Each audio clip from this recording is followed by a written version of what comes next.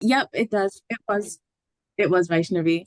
There's like a little checkbox where you can like opt in or opt out for the stipend, so that way we can get that to y'all. Um, so make sure for the in-person event that you get there at 10 a.m. sharp. We're gonna be starting literally as soon as it is 10. We're gonna be doing some really cool team activities. Then the photo shoot. We're gonna be recording for some social media content, and then we have the workshop with Conscious Kids.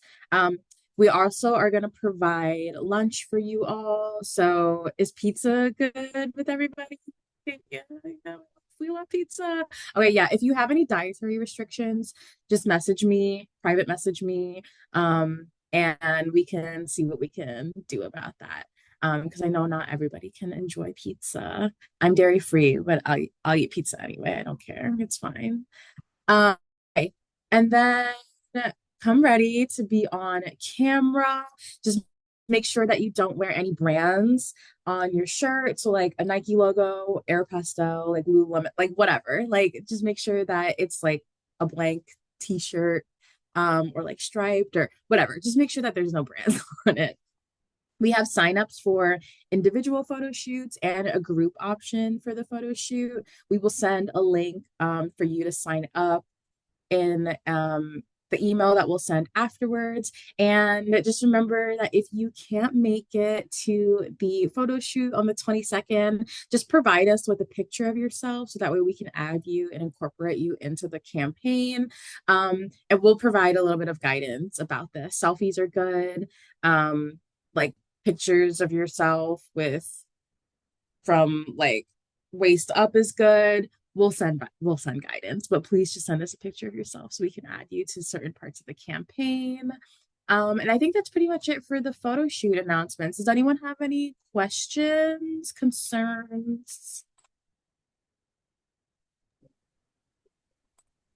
Hey everyone, it's Ariel. We're going to ask everyone to sign up for the photo shoot. So I just put a link in the chat, and this will just help make sure that everyone gets a spot who wants one.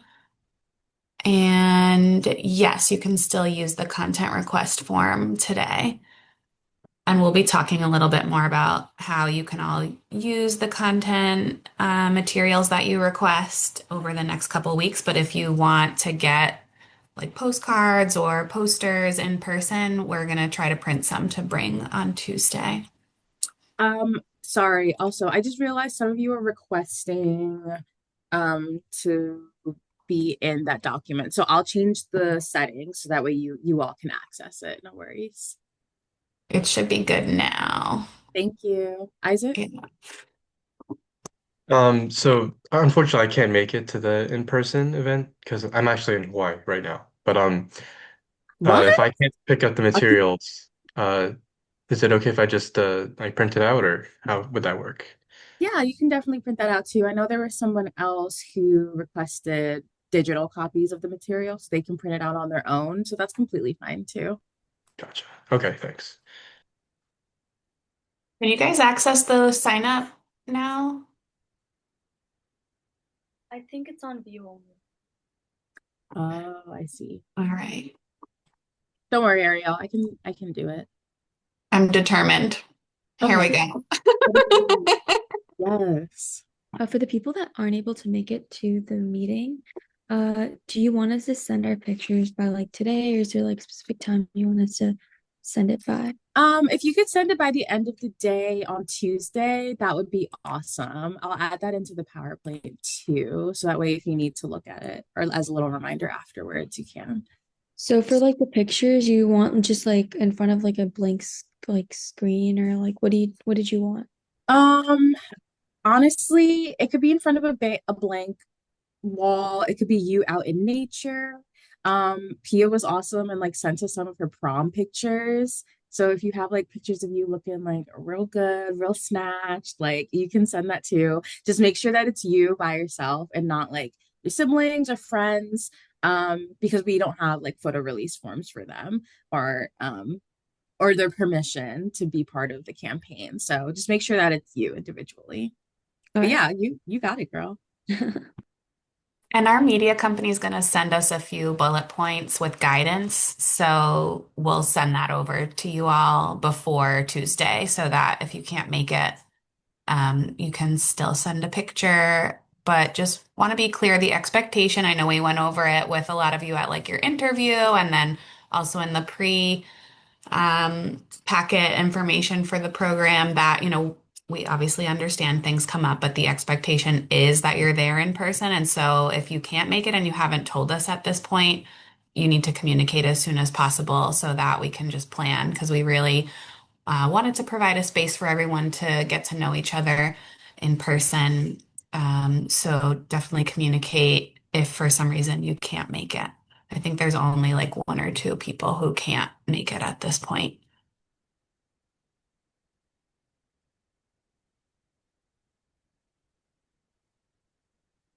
Lynette, anything else about Mm-mm. that? No, does anyone have any questions? Any other questions? Cool. Ashley, we can go to the next slide.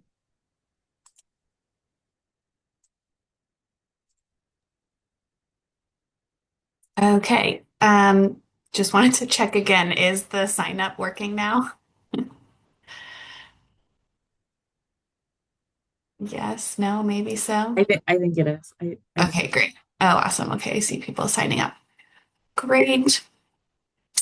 Really quick. So, as you all know, Prevent Suicide New Jersey is part of the New Jersey chapter of the American Academy of Pediatrics, and we have an annual event, and we would like to give you all the opportunity if you have a friend who's crushing it, and you want to nominate them for NJAP's Youth Achievement Award. If you worked on this campaign last summer and you want to nominate the group, you could definitely nominate the group of the Youth Planning Committee. If you have something at school going on, we are accepting Youth Achievement Award nominations, and if there is, you get a check, and that's always nice, but also you get honored at our in-person event, which will be December 13th. So just we'll email this out after, but just wanted to put this opportunity out there for you to nominate yourselves or your peers. I'm happy to answer any questions. But someone who is doing awesome work around like health, community service, education, or advocacy.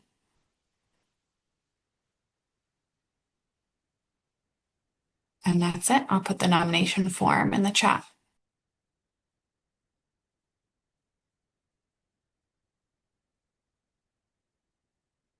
Thanks, Ariel. And then we do have another opportunity from Tiffany. Tiffany, if you wanted to talk a little bit about this. If not, we can come back. She might be gone.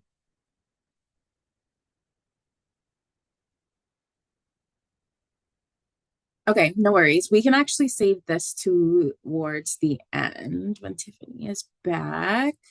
Ashley, if you could go to the next slide. Oh, Tiffany's here. Hey, sorry, go back. Sorry, go back.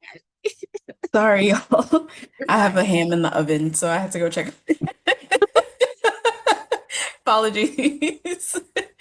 Yeah, so DOH is actually having a training July 28th and the 29th.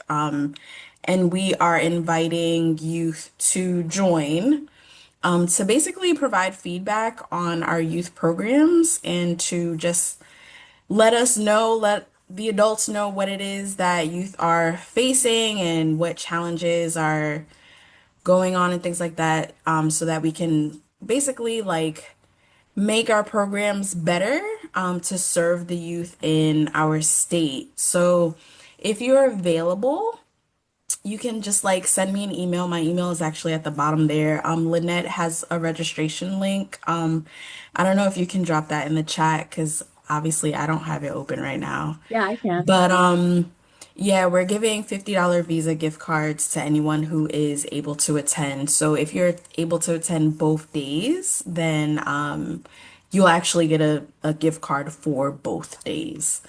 So yeah. What are Thanks, the Lynette. times for this event? Wait, say that one more time. What are the timings for this event? So, for both days is actually 9 to 5. And we know that we have this program on one of those days. So, depending on how many of you are interested in attending, we might change some things up so that, you all could attend on Tuesday during this time. So if you are interested, don't worry about, missing this program. It would still count towards your stipend and your participation. We'll send a sign up for that as well, but just wanted to give you all a heads up that that event is happening and it would be really awesome. You'll get to meet Tiffany in person too, and some of our other partners at the Department of Health. So it would be another in-person opportunity, and we'll keep giving you all some reminders for that to sign up.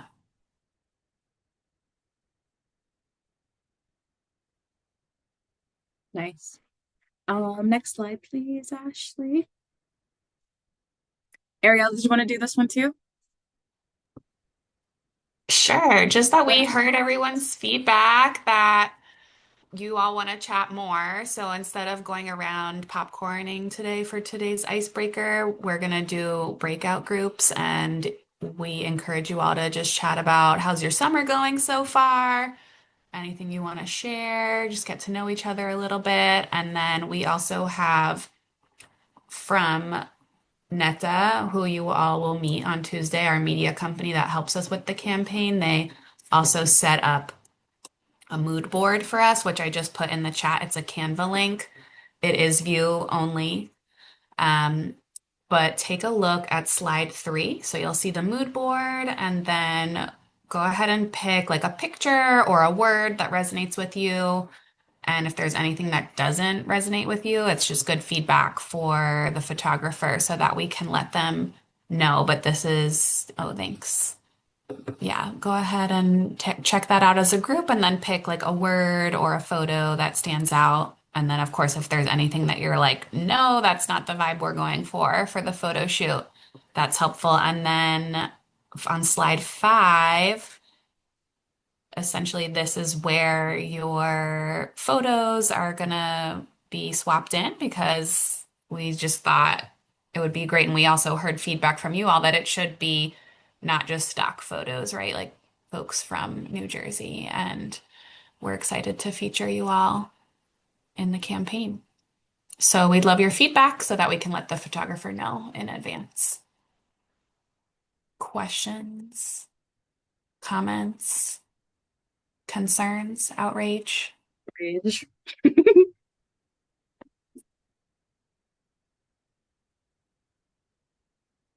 All right, we can do some breakout groups. Awesome. Do we want to do a couple people in each room?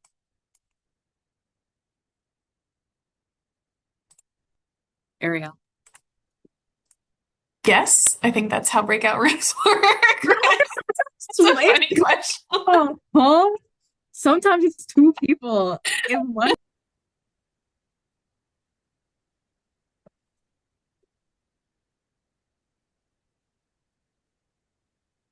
Hey, everybody. Wait, is everyone back? Yeah, I think so.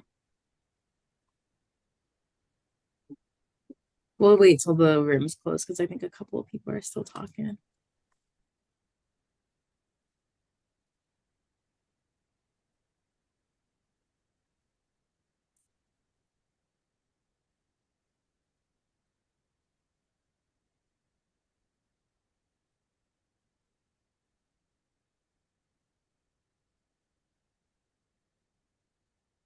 All right. Welcome back. Welcome back. How was it? Love. Does anyone want to share some of the feedback they gave about the mood boards and or how your summer is going? My group really liked it. But there were two that we really liked. We liked the ones that were above and below the joy thing. Mhm. So the one with the 3 people with their heads together and the girl with the book. Those were our two favorites. What drew you into those?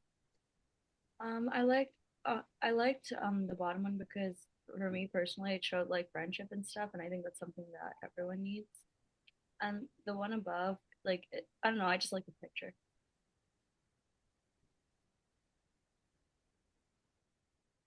Cute. Thanks, Vaishnavi.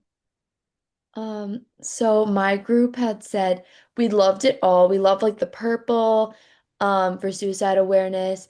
But the one thing that we would change is on the third slide, it says power, and we think that strength is a better word. Good feedback. I That's like that. that's it besides for that. Why the change, Gabby? Just curious. Because we like the word power can be interpreted positively or negatively, but we think that strength can be interpreted more positively. I love that. That's awesome. Thank you. Any other groups want to go? You could also say how your summer's doing. It doesn't just have to be the feedback.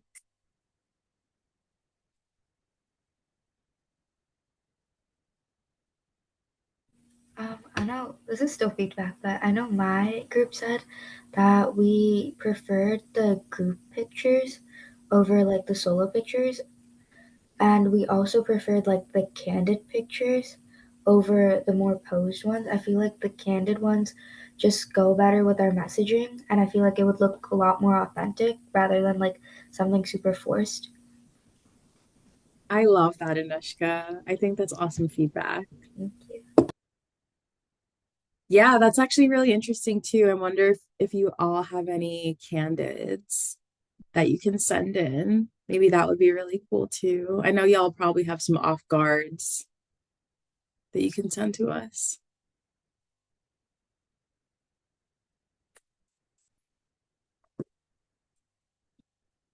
Any other groups?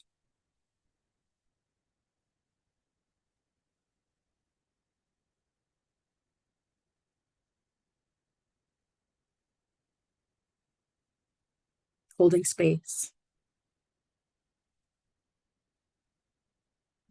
All right. Thank you so much, everyone, for chatting. I hope it was a good chat. And Ashley, it's time for your presentation if you want to take it away. All right, can everybody hear me okay at this like volume? Okay, awesome. So as you guys might already know, my name's Ashley. I'm the Youth Mental Health Associate for the NJAP. Today I'm going to be leading a little crash course presentation about therapy, what it looks like, how you might, I guess, I don't want to say sign up, but how you might enroll, I guess, in therapy, like the different options that you have, and also just what it looks like and like the different kinds of therapy, because we are all different types of people and there are all different types of therapy to fit different needs. And that's just something that I wanted to go in a little bit about with you. And then I just had to include a little like meme from our little campaign. But yeah, some other stuff about me, if you guys don't already know, I'm a Rutgers University undergraduate. I'm studying psychology with the minor in business administration.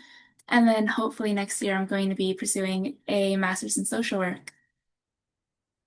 But talking about like therapy and why it's important and how it can be beneficial is something that I'm super, super passionate about. It's something that I've come to realize for myself and realize for others, and even just learning in like my general coursework and doing a lot of work in my community. I think it's something that is talked about like, oh, therapy is important, but we don't go like in depth about what it looks like. And I think that a lot of like the fear around therapy sometimes stems from, oh, I don't know what it looks like. I don't know what to do. So that's like some of the stuff that I'm going to try to break down for all of you guys today. And I also just want to do a quick little mindfulness exercise with all of you. I understand that you guys might be still thinking about the campaign. There might be other tabs on like your computer or your phone pulled up right now. There might be some like background noise or other stuff like in your personal lives that are going on. So I'm gonna put 1 minute on the clock. If you guys have any extra devices floating around the room, turn those off. Remove any distractions. Just bring your mind to the present, right here, right now. Just join all of us in this virtual space. But I'm gonna set 1 minute on the clock.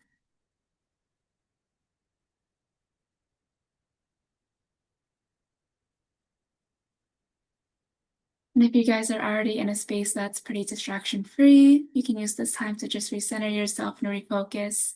Bring yourself to the present. Maybe your mind might be wandering to something that you have to do later today, or maybe your mind is wandering to something that happened earlier. We're just going to bring ourselves to right here and right now. That way we can all just be together.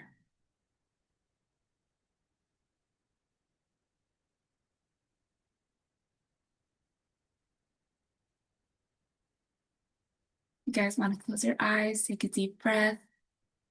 It's all good.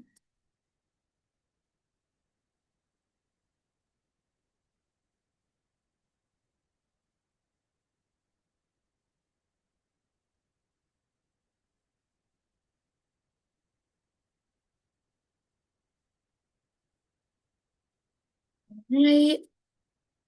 And thank you everybody who did that with me. I know sometimes sitting in silence and just like focusing on what you're doing right now can be really uncomfortable. The first time I had to do that exercise was also very uncomfortable for me. And I was like, oh, I don't know the last time I just sat with myself for a minute and just like focus on what's going on right here, right now. So thank you guys. And then before we hop into it, I do have a couple of small activities planned just to do like one-on-one like with your own. So there's two links. I don't know if you can actually get to the links. I don't think they can press the links from the presentation, right? I don't think so, but I can send them in the group chat if you want. I Yeah. mean, in the chat.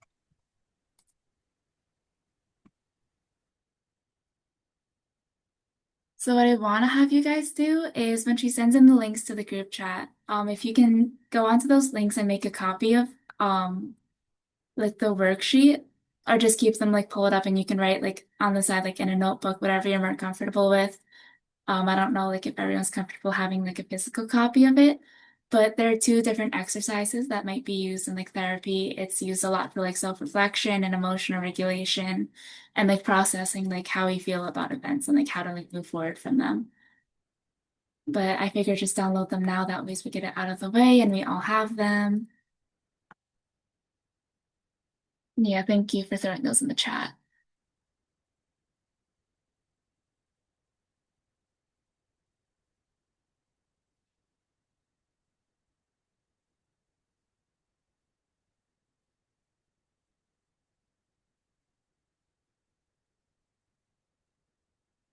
All right. And just to warm everybody up, I'm sure a lot of us, especially this far into youth planning committee, we're already aware that there's a lot of different like stigma and myths surrounding mental health and therapy. So we're just gonna do a quick little truth or myth. I'm gonna give a prompt of like some sort of like phrase or something that a lot of people say. In the chat, I want you guys to type T if you think that this is true, or an M if you guys think that this is a myth. All right. So the first one that's up, and can't see. There you go. So the first one that's up, therapy is only meant for people with serious mental illness or trauma. What do we think about that? Yeah, I see a lot of myths in the chat.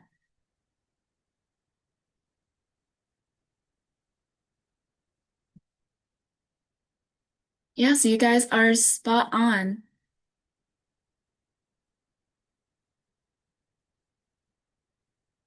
So it's really easy to imagine therapy as a last resort measure used for the utmost serious of mental health distress. And it's also good to point out that we might know that therapy isn't just for serious mental illness, but when we're contemplating our options, sometimes it's really easy to invalidate ourselves as, oh, like, well, I can keep handling this on my own. It's not serious enough to go to therapy. However, it's also important to understand that therapy now is becoming a lot more common, and even what we might consider an average, which I don't like using that word, but like an average person can start therapy with no judgment. And even everyday challenges and stressors can become overwhelming, and it starts affecting us in a lot of different areas of life. And what's interesting now is a lot of statistics are showing that about 1 in 5 adolescents have received some form of mental health treatment throughout their lifetime. So even though this there's this myth that therapy is reserved for like the most serious issues, or like if you're in a crisis, like that's when you have to go to therapy. Therapy is more than just like this like last resort crisis prevention measure.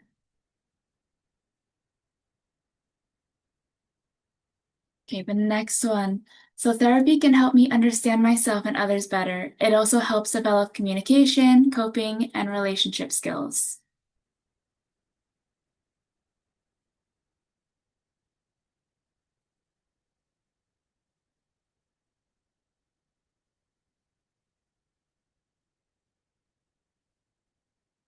Oh,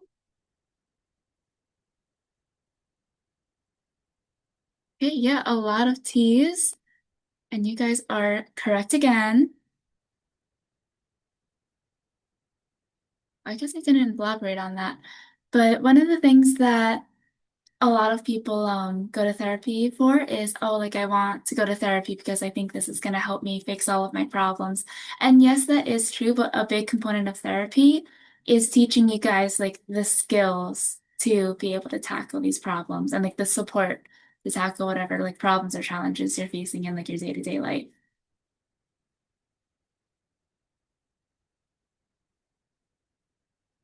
And then last one, or I don't think this is the last one, but truth or myth, someone who doesn't know me can't help. They won't understand me, my culture, or my experiences.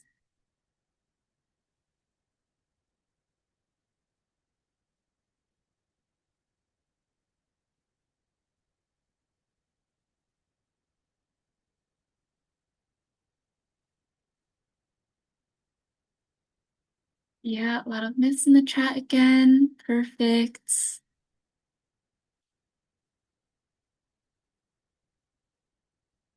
So, a therapist not knowing someone is actually why they can be so helpful. And something that's really important to remember is a good therapist is not going to judge you. And therapists are trained to be able to understand um, all of the different like customs or practices or values or thoughts that you're having. So, and I'll elaborate that here. So therapists are trained and certified, and therapists are also required to be culturally competent. Although we also realize that there are certain cultures that they might not be fully aware of just because they weren't brought up that way. And I will talk about that a bit later. But therapists are able to provide an unbiased view that you might not be able to get from like your parents or your friends. And that isn't to negate how helpful reaching out to parents and friends can be. But having a therapist might also help you be able to speak honestly and freely and help you build new perspectives, feel understood, and develop coping skills. And then this one, I'm actually really interested to see what you guys think. Therapy is not accessible.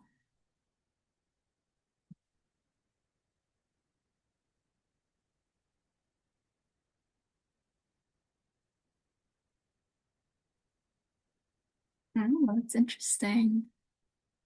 A lot of you guys are saying myth.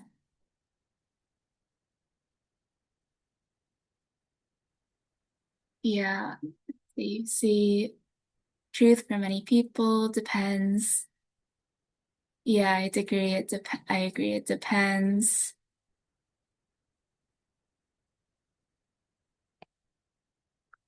Yeah, this one's a bit of a trick question. There's no technically right or wrong, but this is something that I'm definitely going to elaborate on. And I think we talked about this a little bit before, especially when we were talking about youth of color and mental health and like the barriers that are faced and how like services aren't necessarily accessible, or they're accessible but they're not actually, they don't resonate with certain groups. So we're going to elaborate a little bit on this.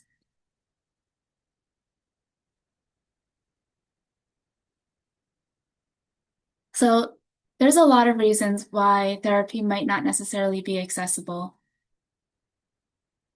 So one of the barriers that a lot of youth face is knowledge about mental health and mental health services. And a recent poll that was conducted, it showed that a lot of young people don't necessarily know where to find help or who to talk to, or they perceive their problems as not serious enough to require help. And that goes on back to one of the that goes back to one of the first things that we talked about with like the truth or myth game, where there's this perception that you have to be like, if you're going to therapy, like you must be crazy, like you can't deal with your problems on your own, you need somebody else to help you, like it must be like so serious if that's the case. And it's just not, it's not true. We all go through really challenging times, and I think all of us wish that during those challenging times there might have been somebody there to like help us and give us support, and that's what therapy is for. But one of the big hurdles is knowing where to find help, how to find help, and then just perceiving the problem as something that warrants having that help. So some of the things that might help overcome that obstacle is identifying a trusted adult you can confide in. If you're confused about whether or not like, oh, like I'm feeling this way, but I don't necessarily know like if I should like go all the way to therapy, if you have a trusted adult, that might be something that you can talk to them about, and they might be able to point you in the right direction. And a really important thing that I cannot stress enough is that help doesn't require a crisis happening. Seeking help early is a form, you can see that, think of seeking help as a form of preventative care, kind of like going to the doctors for a minor health concern. Um, so say like I get a sore throat and a runny nose and I'm worried that I'm going to get sick, I might go to the doctor and say, hi, like, can you test me for strep or COVID or the flu just to make sure that it's nothing serious? Going to see additional services, even if it isn't necessarily therapy, before that you've reached a crisis state is a form of preventative care. And you don't need to be in a crisis to receive those services. And you're not taking those services away from somebody who deserves it or needs it more than you.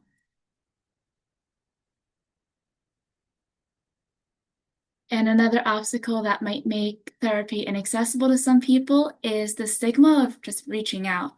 A lot of people fear that they won't be taken seriously or they won't be understood by a therapist or friends or therapy for having to make that decision of needing extra support. And there's also, and among youth specifically, seeing that believing that reaching out is a sign of weakness is also commonly reported. Some of the things that I want to note about that is if you do get to the point where you see a therapist and you are still not feeling understood by them, you can actually change therapists, and that might be a hassle, but I can promise you they won't take it personally. It might just not be the best fit for you. And it's also good to know that therapists, just like us, also come from a lot of different backgrounds and faiths, and it is possible to find a competent therapist. If that's something that's really important to you, that if your faith or your culture and your background is something that's really important to you, or it pertains to some of like the obstacles or the challenges you're facing, you can do a little bit of digging and you can find people who will fit your needs better. And this presentation will also be pulled up. This presentation will be made accessible to you, and I have a lot of hyperlinks on articles to go further into how you might be able to find a therapist that's culturally or faithfully competent.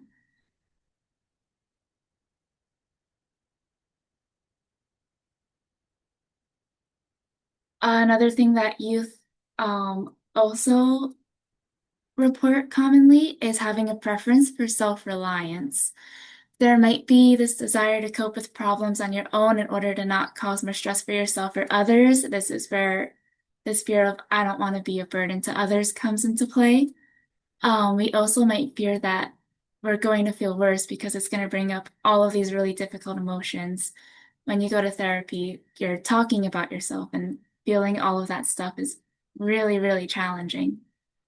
But the thing with excessive self-reliance, and there is that it can increase feelings of isolation and it limits access to support systems. And when we start saying like, oh, like I can cope with this on my own, like I can do this on my own, we might also begin isolating ourselves from our friends and our family that we maybe like once were able to trust. And then the other thing is that when you go to therapy, you hopefully should not be thrown right into the deep end discussing like your deepest, darkest, worst fears when you're in therapy, you are learning the skills to navigate all of these difficult emotions and situations, and you're doing so in a safe space where you're not going to be judged for having these emotions either. It is definitely very difficult to open up about things that are very private to us, and very difficult to open up to somebody who we might think as a stranger, but it's not. One of the things that I want to let you guys know is you can build up to that. You don't have to share anything that you're not ready to share, but you're also going to learn the skills to be able to navigate that in a safe way that doesn't feel overwhelming or too distressing for you. And then lastly, and this is a pretty big one, especially with youth, specifically in high school, I hear this one a lot. There's just a lot of systemic barriers to seeking therapy, whether it's cost, time, transportation. Sometimes there's just purely logistical conflicts, such as like lack of affordability that prevents people from reaching services. There are a couple of ways around this, and I'll explain those like a bit later. But therapy can be accepted by insurance. It is becoming a little more readily accepted by a lot of different insurances. There are also free self-help apps that you can look into, or um, apps that connect you to like communities such as like NoCD. I don't know if you've seen like those ads going around, but it's an app specifically for people with OCD who have clinicians moderating the chats, but people like talk about like the stuff that they're struggling with and they receive support from people facing like similar issues. Another thing that's also really cool that I found out that not a lot of people know about is therapists may offer something called sliding scale.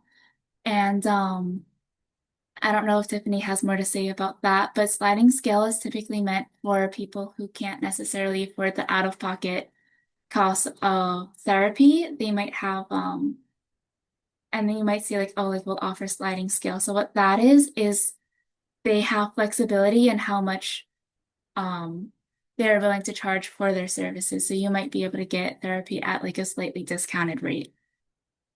And then there are also a lot of community-based services. So seeing a traditional therapist might not work purely just for logistical reasons, but there's a lot of community-based services. So these might be like if you have a faith, there might be faith-based groups that maybe your church or like your place of worship might run, or university. So those of you who are in college or going to college, universities also offer a lot of free mental health support. And that I just explained like a whole lot of words on that screen. Do you guys have any questions about this or anything that you wanted to like add or like share about your own experiences?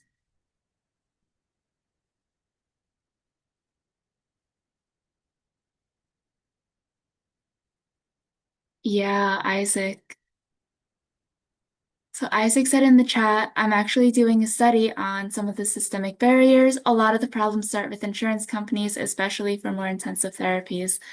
Yeah, that's definitely true. I interned at a private practice in Highland Park somewhat recently, and one of the biggest obstacles that we talked about with the practice is how many people are looking for services, and then when they find out that insurance doesn't cover the services, how narrow like that becomes for people. And yeah, Tiffany says that most therapists who offer sliding scale services will determine how much they charge based on income.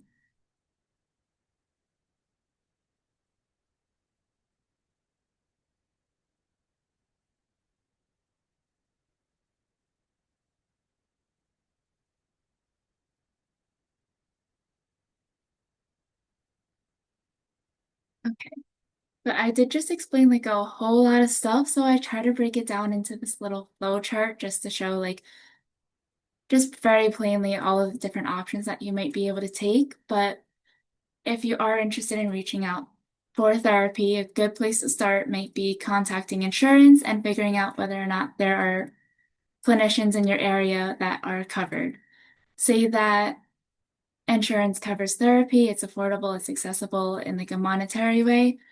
You can then figure out what your needs are, what you wish to like discuss with like a therapist. If you have any certain values that you need in a therapist, that might be that they are LGBT inclusive, that they are culturally sensitive, or maybe they're in line with like the faith that you have. You can look for that and you can narrow it down further. And if you find a match, you can reach out to them, see if they're available, and you can begin like the process of like therapy. In the case that it's not covered, and I see this happen unfortunately very often where it might be covered by insurance, but it's still too expensive, or it's just outright not covered by insurance. There's a couple of different options that you can also still take if you're interested in exploring therapy. So if you're looking into a traditional practice, you can look into your insurance deductibles, which I would definitely suggest having your parents help you with if you feel comfortable reaching out to your parents, asking them these questions, how insurance works. Like Tiffany said, ask for sliding scale if you're low income. Sliding scale is meant to make therapy more accessible for people who have low income. Another little loophole that some people might not initially think of is ask around for free or discounted rate group therapy because it's happening in a group setting. A lot of these sessions might be at like a discounted rate. Maybe it's like $50 every like once or 2 weeks rather than like however much a one-on-one session might cost. And group therapy is another really good option to explore because it also will connect you to other peers around the same age as you who are experiencing similar things. So not only are you going to get like that peer support, but during a group therapy, you're also going to be learning a lot of like the same skills you might learn in like an individual session. And of course, you can also ask if there are payment plans made available to you. If you want to go a little bit more of an untraditional route, you can also look through community services. There's a lot of different nonprofits that might offer free therapy, group therapy, or different counseling services. And universities are also a really big bonus. Universities offer a lot of free therapy services. If, from my experience, Rutgers, their psychological services are absolutely massive just because we're a big psychology school. But if you guys are in university or you're planning to go to university and you think that therapy is something that you want to look into, I highly suggest looking through your university. And then all of that aside, there are also a lot of alternatives to therapy. I know that we might say like, oh, like for ourselves or for others, like if we're having a problem, oh, like go to therapy, just go to therapy. But we also know that that might not necessarily be the case, or because of the reasons I mentioned before, it's not accessible. And that's something that we do have to be sensitive about, especially if we are recommending to somebody that they go to therapy. So there are a lot of alternatives to therapy that will also be able to help support you in a time of need. Some of these might be journaling or virtual journaling. So there's a lot of different health apps like Stoic or um, I can't name any others at the top of my head.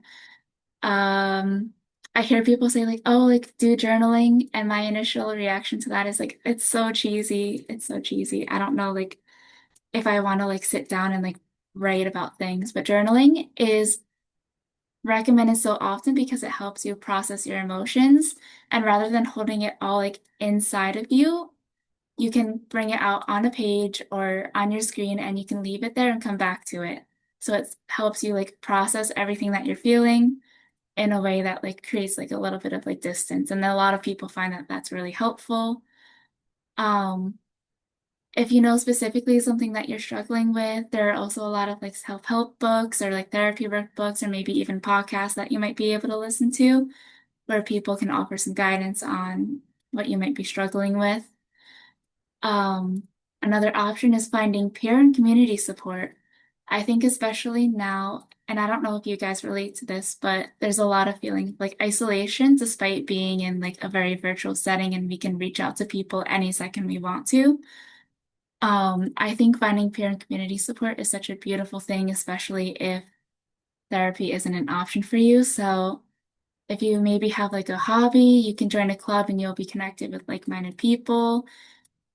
And as a pro, you know, you're joining a club doing something that you like, and that's like a version of like self-care. Or finding like an online safe space. And I emphasize safe space online because a community might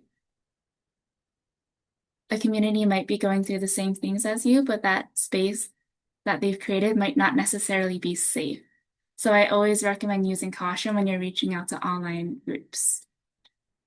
Um, Number four, and I love saying this, using social media with intention. I understand that I can't tell people, don't go on your phones, don't go on social media, it's bad, it's not.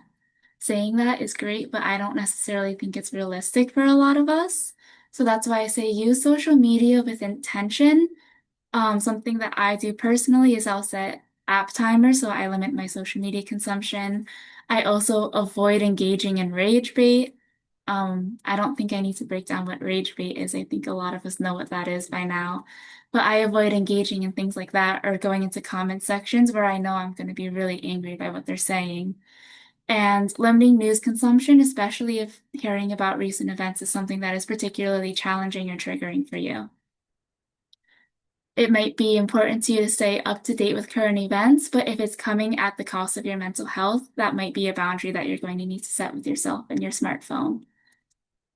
And then there's also a lot of different mental health apps, and I've listed a couple of them just based on like what you might need. Um, so if you're into like meditation, Headspace or Calm are both really good apps to use. If you want something that's cognitive behavior therapy based, and I'll explain like a little bit more about what that means, like CBT. Wobot, Clarity, and Rooted are all apps that are meant to teach you skills based on CBT, things that you would be learning on one-on-one therapy in the version of like an app. Um, if you just want like little affirmations to come up on your phone randomly, I Am or Think Up will send you notifications of affirmations and let you expand on those. Crisis resources. I know we talked a lot about Second Floor. That is such a really amazing resource, specifically for people in New Jersey.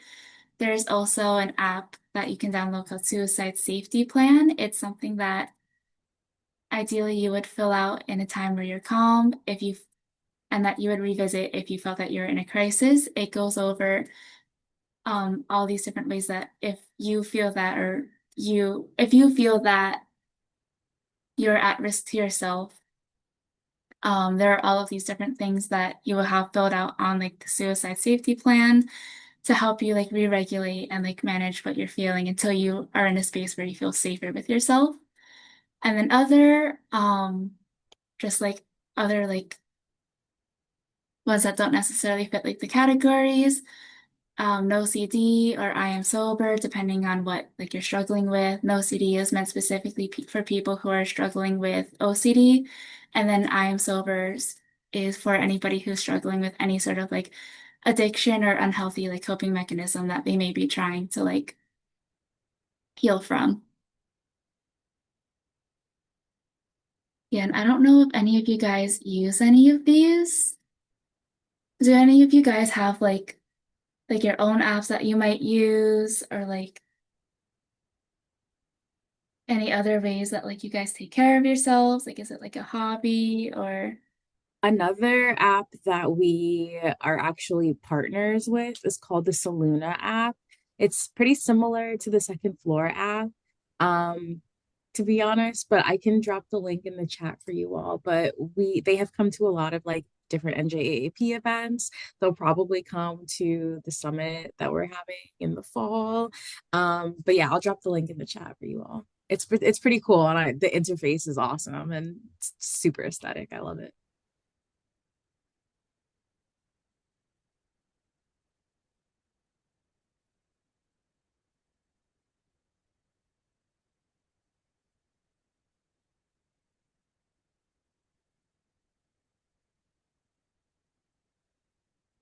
and then I do just want to put a little disclaimer here because I recognize that while I'm going through this presentation, a lot of you guys might be thinking about therapy for yourselves, or you might be thinking about therapy for somebody else in your life. And I do just want to make sure that you guys are mindful when you're recommending therapy to others. The decision to begin therapy is often very difficult and very personal, and it does take a lot of courage. And a lot of us may feel that there is an individual in our life that may benefit from seeking help from a therapist. But when we reach this conclusion, there's a lot of do's and don'ts that we need to be aware of. So, say that there is somebody in your life that you think could benefit from therapy, and you want to express to them, hi, like I see that you're struggling. I think you need greater support. I think maybe you should consider therapy. Some of the do's and don'ts around that. So, do choose the right time and place. Um, it would probably be better to choose a time or like a time where they're not overwhelmed by something already, or a place where they feel safe in and it's not like a threatening situation. Express genuine concern without judgment. Understand that you might want what's best for somebody, but if they feel that that option is not for them, it is not your place to judge them for that. Therapy is something that is really difficult for people to come to the conclusion that they want. And if it's something that they decide that they don't want in this time, it's not our place to judge that for them. Another do is to actively listen and empathize. And then also, if you are recommending therapy to a friend, to also just emphasize positive outcomes. Some of the don'ts is forcing the issue. You don't want to force somebody into therapy. One of the things that makes therapy so successful is somebody's willingness to participate and be engaged with like a therapist. You don't want to force somebody to do something because then they are doing something that they don't want and they're not necessarily going to be willing. It's like it's like forcing a child to eat broccoli. The job might get done, but is the child going to enjoy the process of eating that broccoli against their will? Probably not. Um, don't intervene with a group. If you might have gone to like a couple of your friends to discuss like, oh, like this person in their friend group is really struggling right now, like I don't know what to do. It might seem like this is something where you would do like an intervention with them. From the perspective of someone receiving that intervention, it can be really overwhelming if an entire group of like their friends or like their peer circle is coming to them saying, we're really worried about you, like we think you need this help. Um, because it can feel very confrontational, and when somebody feels very confronted or like shocked by like this conversation, it can put up a lot of like their barriers and their defenses. Um, Another don't is suggesting therapy during an argument with somebody. It comes off as very condescending, even if it's something that you think would better the other person or would help improve themselves or yourself. Suggesting therapy during an argument is just not the way to go. And then also giving unsolicited advice or diagnosing. If somebody doesn't necessarily want a solution right away, understand that it might not be the time or place to offer one. Just offering support can be enough for a friend. And then with all of what I just said, just remember to take care of yourself and your own well-being because supporting others is really, really challenging. So we have to understand that sometimes we might need to set boundaries and also practice self-care to be able to take care of ourselves during this challenging time.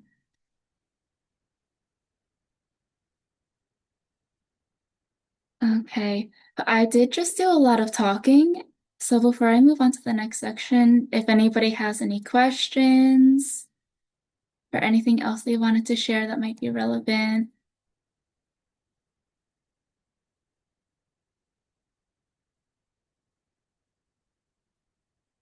Oh, Jam, I didn't see that. Voda is a good app for queer folks. I've never heard of that before. That's awesome. Is that like, so what is Voda for like queer mental health or? Yeah, mostly it is. And it also has like I think the first part of it is just like breathing exercises. So I think that basically applies to like anyone, but it's more focused for like the queer community in general. That's really awesome. I'll have to look into that. Thank you.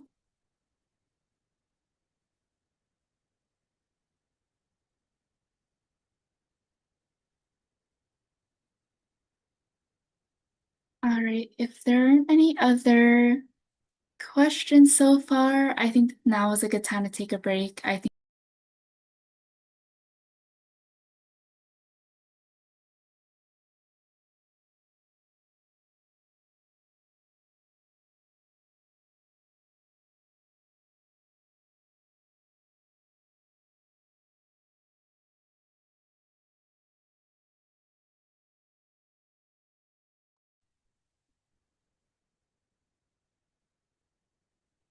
Hey everybody, if I can just welcome you guys back. I hope you guys all enjoyed your little break.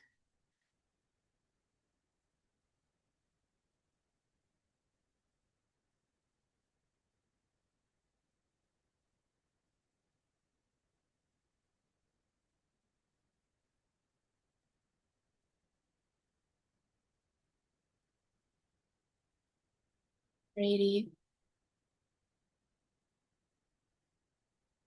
So thank you guys all so much for our first half of the session. I just talked a lot about like exploring therapy, like what that option might look like, how to explore that option, like what options do you have to get to that point. But one of the things that I have actually learned is we have like these ideas of like what something is in our head. And when we don't understand like very concretely what that is, it's actually very easy for us to fear it. So I'm going to break down what an actual therapy session might look like, or like what you might be doing in a therapy session, and just some of like the different like modalities that you can look that therapy offers for you.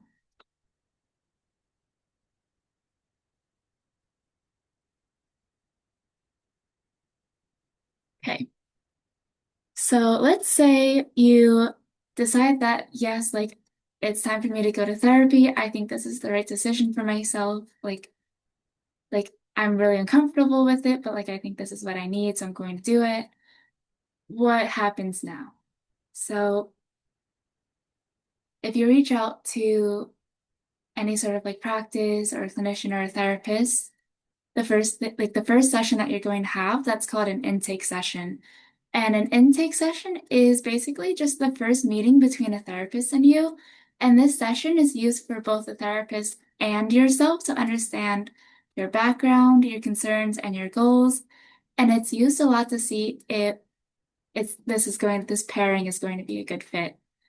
One of the things that I wanted to know for all of you guys is that sometimes intake sessions are pricey. And when I say like you can change therapists at any time, I understand that that too might also be an obstacle. Um, so one of the things that I recommend to help with that is do a little bit of prior research, if possible, on the therapist. And if you think that based on like their bios or their backgrounds, if they'll be able to help you. And also just outlining like what your needs and goals are from therapy beforehand. And then I just threw a little meme up there. An it's not a PS Engine meme, but I do think it's a little funny.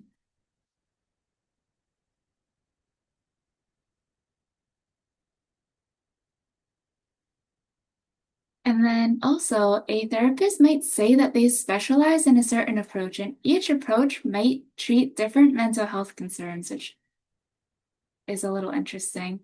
What I'm going to go over now is psychodynamic therapy, cognitive behavior therapy, and dialectical behavior therapy. Please note that there are so many more different types of therapy. Most commonly, a therapist isn't going to be trained in one singular modality. They'll be trained in a couple just because not every case is a one size fits all. And a lot of clinicians believe the more that they know, like they can incorporate tools from psychodynamic while pairing it with like cognitive behavior therapy, and like that's what works best for somebody. But yeah, they also might specialize in other areas. They might specialize specifically in adolescent psychology. Some therapists might be trained in like family systems. Some therapists might actually be licensed for faith-based counseling because you can go to university and receive a master's in faith-based counseling. A therapist might be LGBT affirmative and many, many other specialties.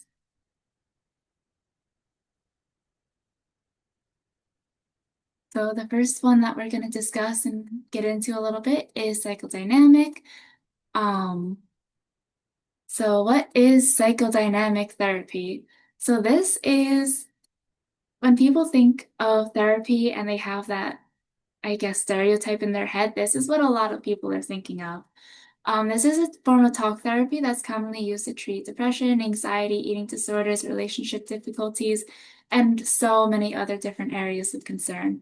This type of therapy is focused on the unconscious processes and how it manifests in our current present behavior. So it's a lot of unpacking like your childhood. And when I say like the stereotype of therapy of someone sitting on like a chaise long talking about their childhood to a therapist, that's where that stereotype comes from.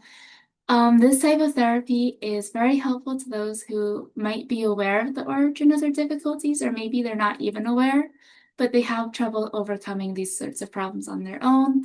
And this can help with a lot of symptom management, developing coping skills, emotional processing, and more. A lot of people find that it's really helpful to understand that why they are the way they are. But psychodynamic therapy doesn't just explore why you are the way you are, but it also teaches you skills on how to break these patterns that might stem from like your past. And then we just got a little Freud meme because I can't miss an opportunity to poke fun at Freud. Um, he got a lot of things wrong, but for those of you who aren't neck deep in psychology, like I am, because I'm a bit of a nerd, Freud actually is the reason why we understand that there is an unconsciousness, or that our experiences in childhood actually carry over to us into our adult lives. Before all of that happened, people used to think that children were just these blank, empty tablets and like slates, and they didn't absorb anything around them. They were just kind of there.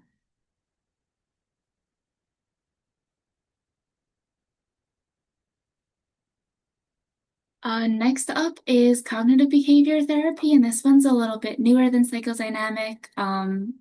Like psychodynamic therapy has been around for quite some time now. This is a bit of like a newer one, and it keeps evolving into like different forms and like sub branches. And then this one we're actually going to do a little bit of an exercise with in a bit. But what is cognitive behavior therapy, or CBT? So CBT is centered around three things. It's our thoughts, feelings, and behavior. And what the basic premise of it is that our thoughts, feelings, and behavior all interact with each other, and they all feed into one another, and it creates these cycles or these patterns of thoughts, feelings, and behavior. So when we break down our thoughts, learning about like what we're thinking about, because we might have like all of these automatic thoughts that pop up and we're not even like aware of it. Learning about our thoughts reveals patterns and uncovers what truths we might be assigning to our thoughts. Something that you might hear a lot in cognitive behavior therapy is just because you think something doesn't mean it's true. Or when you're in a emotional distress, the words that you're saying about yourself, the judgment that you're placing on yourself might not necessarily be accurate. So just because we think something doesn't mean we're true, and cognitive behavior therapy kind of unpacks like what truths you're assigning to your thoughts without realizing it. And then that helps us track and reframe a lot of that like unhelpful thinking. And the next step is feelings. So identifying feelings is also really helpful in uncovering negative automatic thoughts, because how we feel about things also affects how we think and act in certain situations. We might not necessarily be aware of like why we're like thinking or doing the way we're thinking the things that we're thinking or doing the things that we're doing, but we're having all of these feelings in response to something that's outside of like ourselves, and that's like also feeding into like the cycle. And then behavior. So just like how thoughts can have patterns, behavior also has patterns. And I think this is something that people are a little more aware of. But one of the things that I also like to say is that the environment shapes our behaviors, yes, but our behaviors also shape our environment. So somebody, say, who might be struggling with social anxiety they might have like a really big like avoidance coping mechanism. I'm not going to go to that social function. And that furthers their feeling of isolation. And that's an example of how like behavior might shape the environment that we're in, because we're avoiding things. We're not reaching environments where we would feel like a sense of like inclusion. And then from there, you can see how that might feed into feelings of I am not able to like talk to people. People are going to think I'm weird. That makes me feel really sad and embarrassed. Did I get rid of my little graphic? Okay, so we'll just skip around. So this is just like a visual display of like how all of that works. So there might be a situation in like our external world. And when you're in cognitive behavior therapy, you might be doing a little bit of work figuring out, okay, so like what triggers this problem? And then you're going to take that a step further and be like, okay, so like when this happened, what was I thinking during this? What was I feeling during this? Like what response did I put out in my behavior because of the situation that just happened? And over time, you're going to be able to identify all of these different patterns in your behavior and find a way to intervene with that. So why might somebody choose cognitive behavior therapy? So this treats a lot of different mental health concerns, and people like it because they feel that it can be very quick in the way that it teaches you how to cope with specific strategies.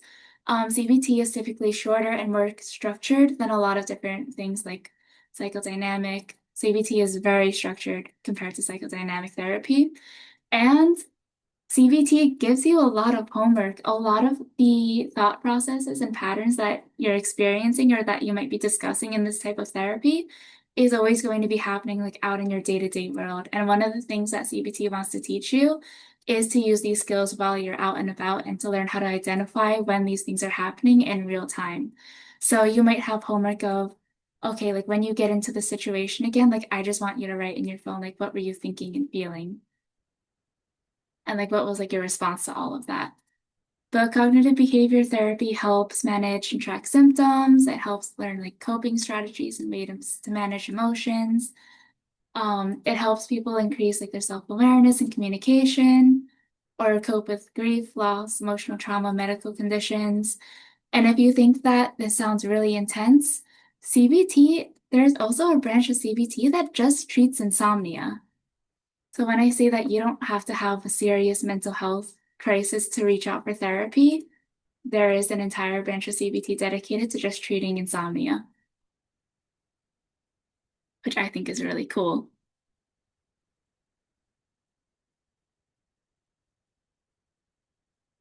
But yeah, just like I mentioned before, CBT is proven to help with, but is not limited to depression, anxiety, different phobias, post-traumatic stress disorders, sleep troubles, like I just said, eating disorders, obsessive compulsive disorders, substance abuse, bipolar, schizophrenia.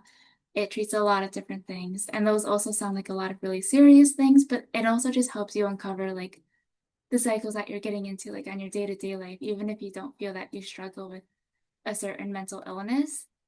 Everybody has unhelpful patterns and like that they're going through with like their thoughts or behaviors that can be benefited from CBT.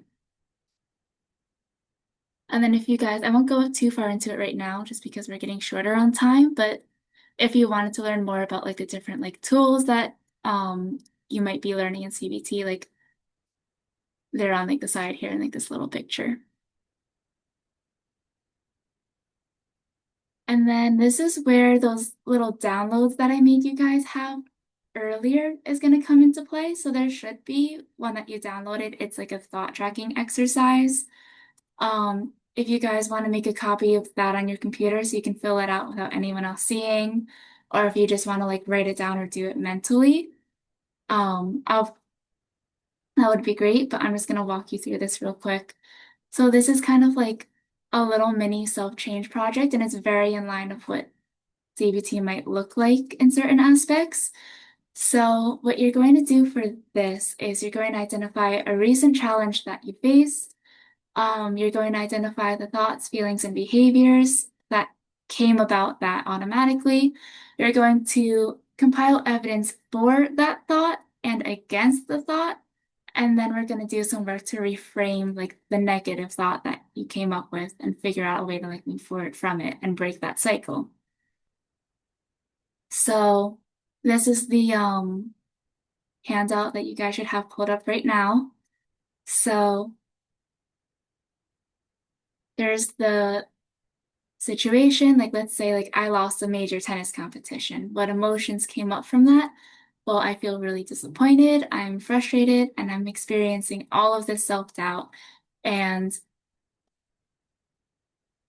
during all of this, I kept thinking, oh, it's hopeless. Like I'm just never going to be good enough to win at this level. And what did I do in response to that? I just cried in my room and I binged ate fast food. So what's some evidence for the thought? Well, I put in all this effort and I didn't win. So, there we go. But what's some evidence against that thought now? Well, this loss doesn't erase my skills or my potential to perform better. And then based on all of that, what's an alternative thought that we can have in response to all of that? And this is where things like I definitely want you guys to understand. So losing this match is disappointing, and it doesn't mean this is all I got. I can learn from this experience and continue to improve my game. And one of the things that I want to mention is that when we're coming up with an alternative thought, we want to make sure that we are still validating all of the emotions and thoughts that came up from this event because they are real and they are valid and they deserve to be heard and not just dismissed. But at the same time that we can feel all of this disappointment and frustration, and we can also know that this doesn't mean that I'm worthless or I can't do better or like I can't move forward from this. But I'm gonna give you guys, I will give you guys 7 minutes. So until 11:40, 11:41 to fill this out on your own. And you guys don't have to share it if you're not comfortable with. If you do want to end up sharing, that's great. But just fill this out for your own. I'm sure everybody has something that came up recently that like they had trouble with, like major, minor, anything. And just see like how this feels for you guys. I'll put like 7 minutes on the clock.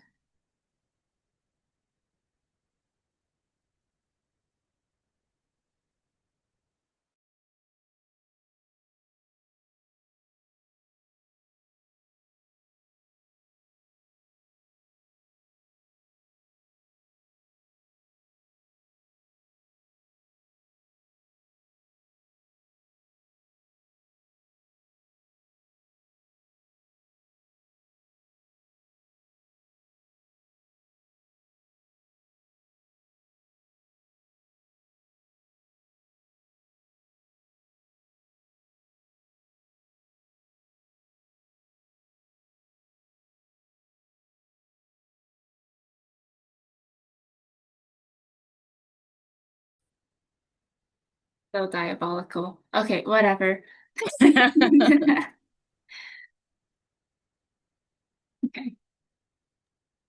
Yeah, last one is dialectical behavior therapy. And guys, know that there's also so many other different forms of therapy. If you pull up any random clinician's profile on like maybe like a private practice's site, they'll probably have like a couple things listed. If you're curious about what it is, I definitely recommend giving it like a quick Google search and be like, oh, that might help me, that might not help me. These are just three things that like you will see pop up very often. But dialectical behavior therapy. So what is that? So DBT is technically a form of cognitive behavior therapy, but it's been adapted to better suit people who experience their emotions very intensely. A lot of the work that you're doing in CBT is like very structured, but it also requires like um I want to say like a certain level of like groundedness to be able to process your emotions in like that very structured way. So dialectical actually means opposite ideas, and this therapy helps people accept the reality of their life and their behaviors, but also make meaningful change in their life and a healthy behavior. So when it says like opposite ideas, that's what that's kind of like getting at. So DBT is proven effective for, but is also not limited to borderline personality disorder, substance use disorder, self-harm, eating disorders, suicidal behavior, post-traumatic stress disorder, depression, and anxiety. And it essentially revolves around four different components. So that is mindfulness, distress tolerance, emotional regulation, and interpersonal effectiveness. So mindfulness is this practice of being fully aware and present in this moment. Distress tolerance is how do we tolerate pain in difficult situations and not immediately need to change it. Our first reaction when we're distressed is, I need to get out of this. I need to get out of this. Like I can't handle this. Like it needs to change. I need to like get rid of like this pain. Distress tolerance teaches you to almost do the opposite and learn how to sit with that. Because sometimes when we feel like I'm so distressed, like I need to get out of this right away, it can lead us to developing a lot of really unhealthy coping mechanisms. Emotional regulation, so how to change the emotions that you want to change. And then interpersonal effectiveness, like that would be how to ask for what you want and say no while maintaining self-respect and relationships with others. And all of the four components go in much, much deeper than this, but this is just a brief overview. And there are like a lot of differences between CBT and DBT, but I won't get into that. If you guys are interested though, like I'll have the slides up for you and you can like dig into it.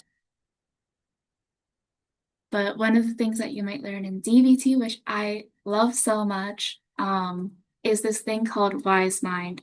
And back to like dialectical being like two opposing views, wise mind teaches you how to sit with the rational mind, which is like very intellectual, logically based, like it's just using facts and it's very focused, as well as the emotional mind, which doesn't do well with like reason and logic. It's just like what we're feeling. It's very reactive and it's very in tune with like our core psychological needs.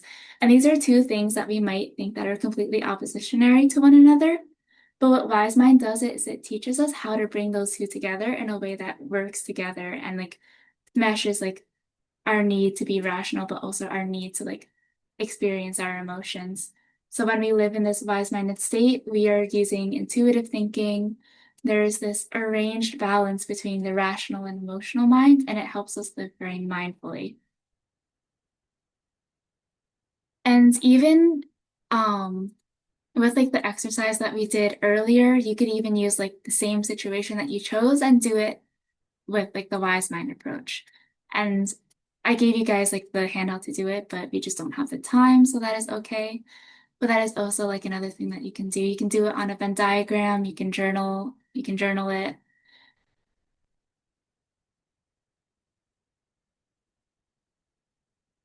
And then just before we go, I do have a quick Menti board just to wrap up everything. Oh, oh wait, this is the wrong link. Hold on.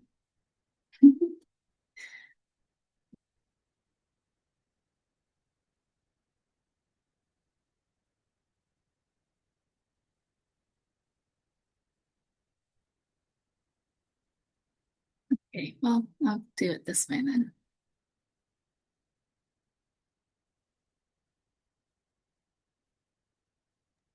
I can drop the link in the. Oh, you're good. You got it, Ashley. Go, go. Yeah, I'm gonna pull up the. Yeah, so we're just gonna do a quick little Menti board.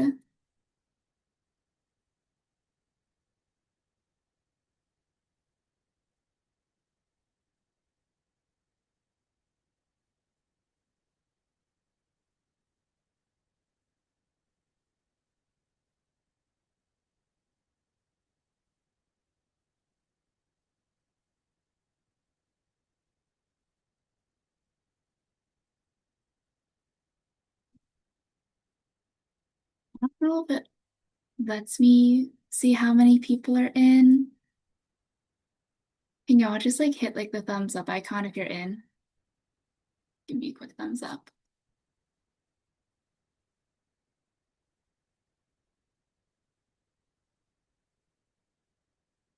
Awesome. Okay, I think that's a good number of people. And the link's in the chat if you guys still don't have it. Okay. So based off of everything that I just said, what do you think is important for a therapist to understand? And you can throw in as many words as you want. I just want to see like what you guys think. And this will also be good too, like to see like what you think is important in a therapist for you. Situation, tradition, emotion,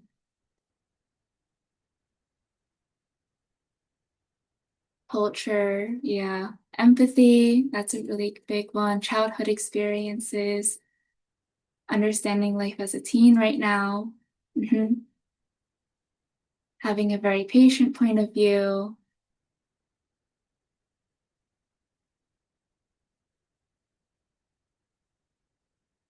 Yeah, empathy seems to be getting bigger and bigger. Background, culture,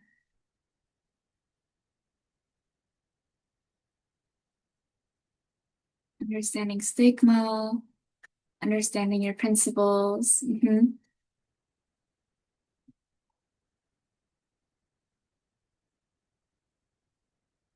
Understanding different perspectives, different responses, thought processes.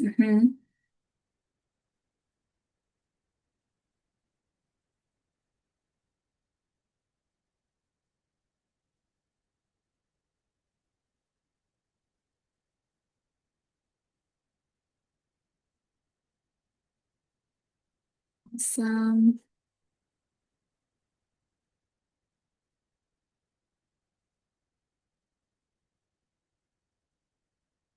All right. And then, and this is somewhat just for me, because I just want to know how I did. But in comparison to how you felt before this presentation, just like move like the scales, I feel more knowledgeable about what therapy is. I am more likely to consider therapy as an option for me. I better understand how to find a therapist who is right for me. On the left side is strongly disagree. On the right side is strongly agree.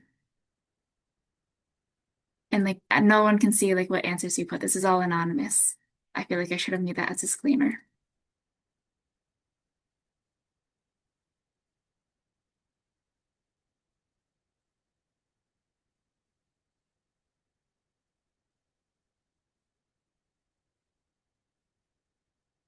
Hmm.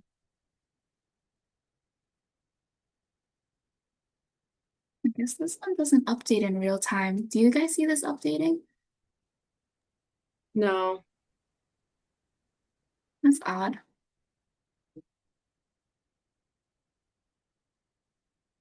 Well, that is okay anyway.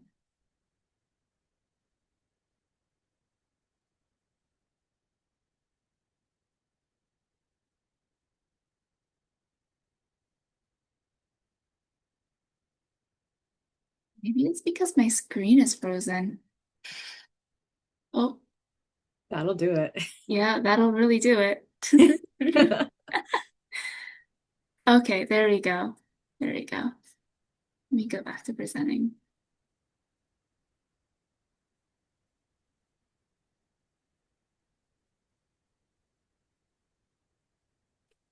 Oh, that is super awesome feedback. Thank you guys. And then this is also just a chance to ask anything anonymously, just like before we wrap up. Um, and if like Lynette, Ariel, or Tiffany, you guys also want to like answer any of these questions, that would also be great because I understand the limits of my knowledge. But if you guys have any questions you wanted to ask like anonymously, this would be like a really good place to put it. Or of course, like if you want to reach out to Tiffany about exploring options, Tiffany is a licensed mental health professional.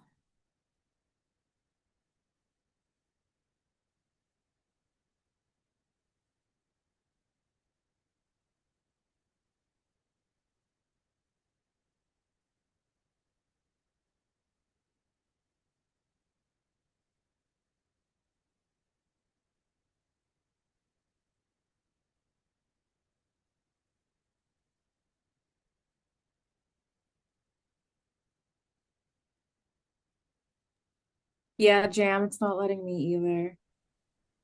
Is it not? This is so sad.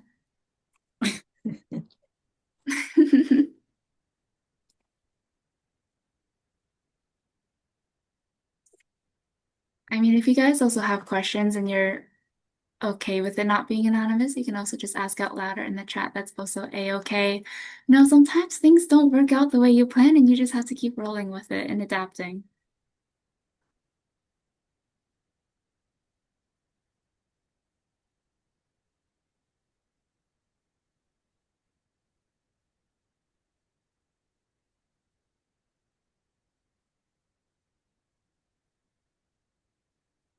Yeah, Ariel, life motto. You're good. Why Chill. you are such a good presenter. I took I actually, a fun fact, I actually had really bad social anxiety, but one of the things I was always very good at growing up was presenting. I took a lot of public speaking classes. I was like, I did the competitive dance growing up, so I was always on a stage. Something about presenting has just never really fazed me. And I also love teaching people. Like, I love education and being an educator. That's something that's very near and dear to me. So it's easy to do something if you like, because it's something that I value so much, I feel like. Also, thank you. But yeah, if there's anything else that you guys have questions about, then we can just wrap up. Lynette, if you have anything else that you wanted to like wrap up too. Yeah, we could wrap up. Just some really quick reminders. Don't forget your permission slips and stipend requests are due tomorrow. And I added the signups for the photo shoot to the Google Classroom, so you can go ahead and sign up for a slot for an individual or a group. Part of this photo shoot for the 22nd. And I saw some of you signed up for icebreakers. I'm sorry that we didn't get a chance to do yours today. And Isaac, we might not be able to do it on the 22nd. So just be sure to sign up for a different day. And then we'll be sure to get you in for an icebreaker at the beginning next time. But yeah, I think that's pretty much it for me. Thank you, Ariel, for adding that in the group chat. It's also on Google Docs for you all. And we'll stay after for a couple minutes if any of you guys have any questions or concerns. Appreciate y'all so much. And yeah, can't wait to see you all on Tuesday. Ashley, any last words? Um, just thank you again for what I said before for listening to me talk for like 2 hours. Yeah, You you can guys we are all so give awesome. snaps, claps for Ashley? You did an awesome job, Ashley. Thank you so much. We love you. We love you. All right.